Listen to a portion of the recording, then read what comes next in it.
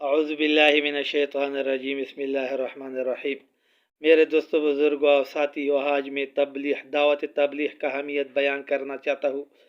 دعوت تبلیغ ایک اہم کام ہے، ایسے اہم کام ہے ایک آدمی کو آپ دعوت دے، بستر لے کر ایک مسجد میں بیٹھ جائے، وہاں سے گشت کر کے وہاں سے لوگ لے کر نماز پر پڑھانے پر لگائے، ایک آدمی نماز پر لگ جائے، اس کی وجہ سے آپ کا ثواب بھی کوئی فرق بھی نہیں آئے گا۔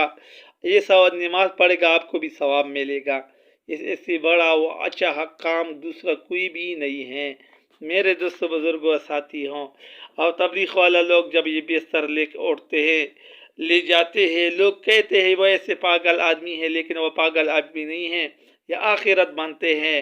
اور دعوت تبلیغ کا مقصد و اہمیت کیا ہے؟ دعوت تبلیغ کا تحریک نہیں ہے، ایمان اور یقین اور اسلام سکھانے کا محنت ہے۔ ہمارا کام اپنے اللہ سے محبت کرنا اور اپنے اللہ سے تعلق بنانا۔ نبی پاک صلی اللہ علیہ وسلم اور اللہ کی محبت ہی زندگی کا سرمایہ ہے، اسی کو سامنے رکھ کر چلنا ہے۔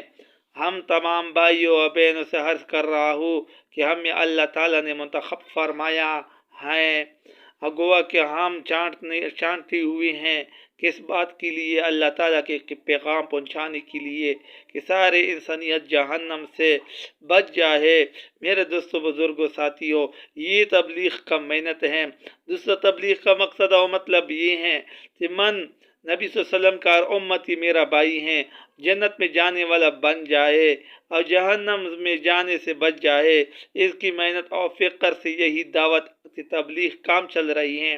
پوری دنیا میں لوگ پھیل رہی ہیں، کبھی پیسے بھی لگاتی ہیں، سب کچھ لیتے ہیں، اس وجہ سے میرا زندگی بھی اچھا ہو جائے گی اور لوگوں کا زندگی بھی تبدیل ہو جائے گی، اس وجہ سے جاتے ہیں پھرتے ہیں کہ یہ جہنم کے حق سے بچے، اس وجہ سے تبلیغ پہ وقت لگانے ضروری ہیں۔